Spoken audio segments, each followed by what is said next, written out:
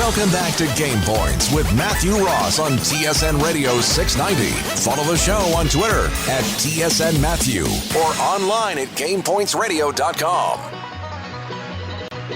Wish that I was on old Rocky Top down in the Tennessee hills.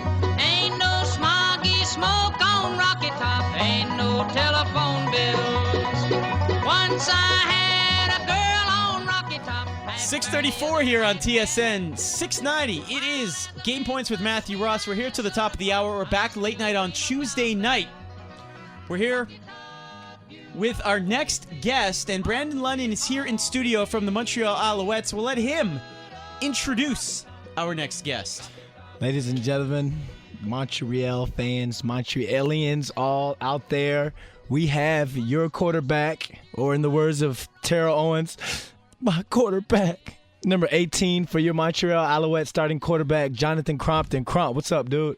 What's up, man? Hey, I like that intro song y'all had playing just now. Mo Khan requested it, man. He wanted to make sure he's sucking up to guys, the Alouette guys. So he's making sure that he's. I'm a Gator guy, so go Gators. Oh, but explain it, Jonathan. If you could explain the song for people out there. Honestly, it's actually not our fight song. It is our theme song. From Tennessee, yeah. Yeah, it's. I guess I don't really know the background behind it. We just know that you have to learn it when you're a freshman. Yeah.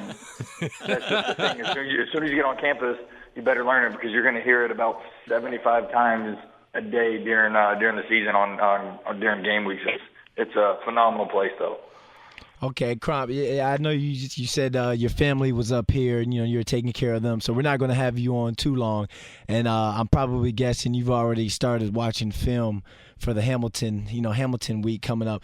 Explain to us, last week we caught our second W of the year, your first W, your first CFL start as starting quarterback of the Montreal Alouettes. What was going through your head before the game, and what kind of things were going through your head during the game? Honestly, man, before the game, you know how it is. This is what we live for. I was grateful for the opportunity.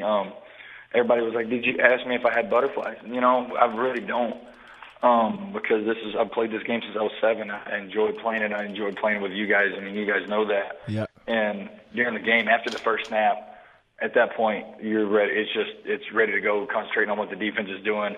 Trying to scheme up, how we're going to get the ball to certain guys, with the running backs, with the play actions. But that was honestly what was going through my head, making sure that I stayed loose, making sure everybody else on the sideline on offense tried to stay loose because like I've told you 100 times already, I feel like that's when we play our best, when we're smiling and having fun.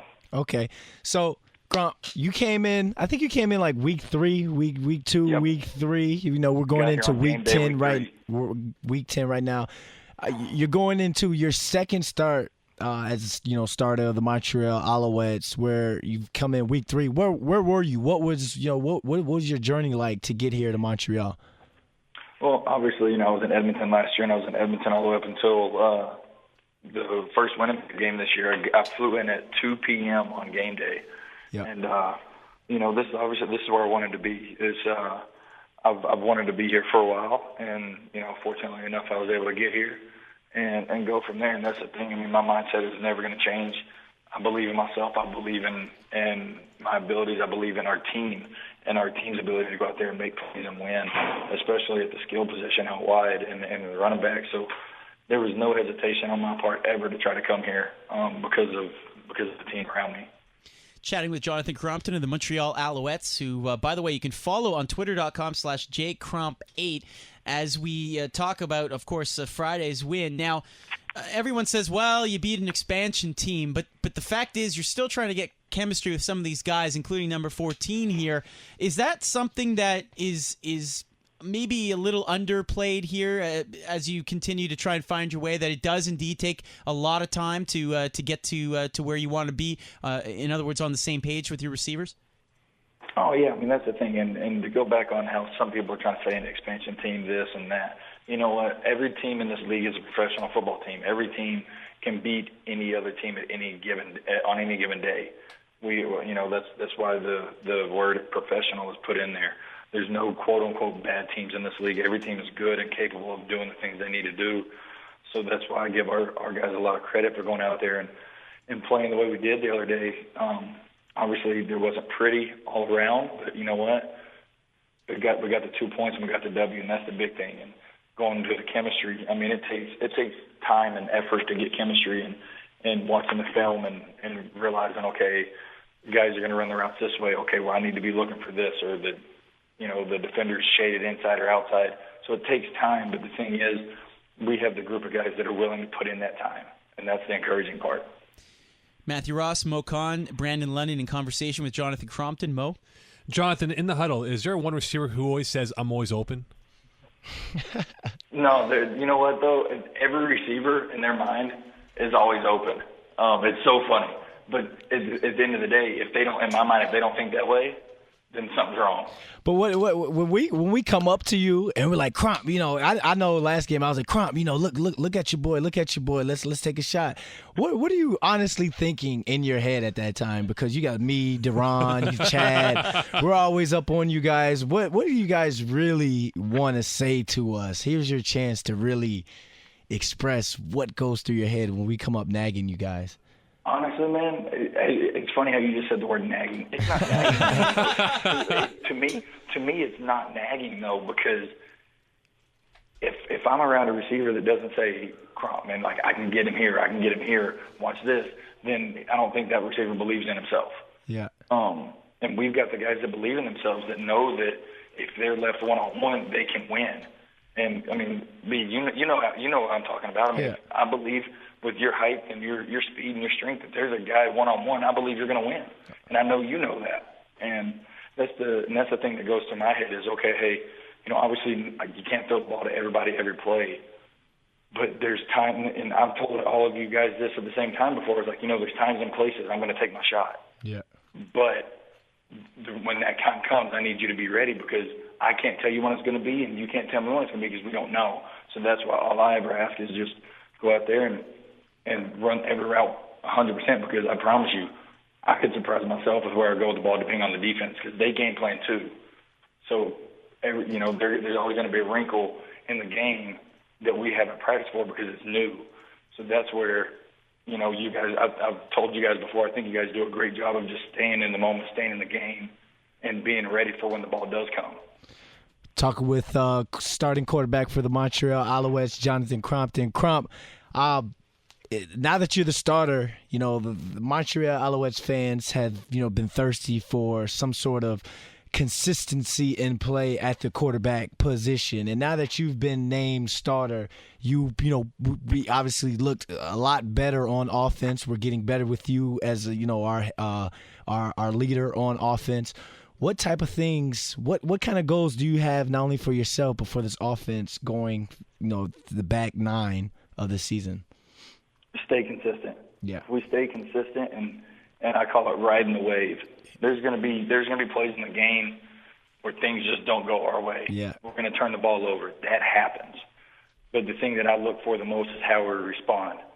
Like I'm assuming you've seen the film, B. We turned the ball over twice during the game. But you know what?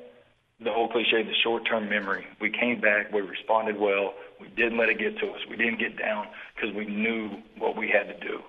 We had to go out there. We play well, play consistent, and things will eventually go our way. And I think that's the mindset of our guys, and that's the encouraging part. And I'm along for the ride just like everybody else. I'm out here ready to have fun and bust my butt for everybody else on this team because y'all are going to give y'all's all for me as well. And that's why I'm so excited to be here and see where this thing can go. Jonathan Crompton from the Montreal Alouettes, just wrapping up with him here on Game Points. The final question for you. Everyone's been talking about the hair and all the reports about doing it for a purpose. I'm here to say, you know what? I liked when Doug Flutie was in the CFL and you had that long hair coming out of the helmet. It was kind of cool. So, first of all, tell the fans what you're doing if they haven't heard. Yeah, obviously we have running jokes in the locker room, which is all fun because I feel like if you can't enjoy your time being around the guys you're around every day, then you shouldn't be in the business. So we have a good time. I joke about it too, but at the end of the day, I'm growing my hair to donate to Locks for Love for for cancer patients, because I feel everybody has been affected one way or another with that, and it's really sad because obviously nobody wants to be a part of that. I'm actually going through that right now with somebody in my past, and I don't know. I just feel like if I can donate my hair, obviously for me, as everybody says, it's just hair. Well, at the end of the day, people that have it taken away from them, it is a security blanket. So I feel if I can just donate it and just try to help somebody's morale, then why not? The old thing, why not? Yeah, it gets frustrating having to upkeep my hair, as you could say, but I'm doing it for that reason. I'm trying to donate money to donate to the Cancer Foundation as well. So I think I've got about another year left of it. So we'll see how it ends up. So you hear that, ladies? You have one more year of Jonathan Crompton with the Fabio look. There you go. JCromp8 on Twitter if you want to ask him about his hair care ideas and products. Jonathan, thank you so much for your time. Enjoy the rest of your evening off. And, try and tolerate Brandon a little bit tomorrow when you're back at work. I look forward to seeing you in the morning, B. All right, man. I'll see you tomorrow. Appreciate you, dude. All right, see you, man. Go Gators.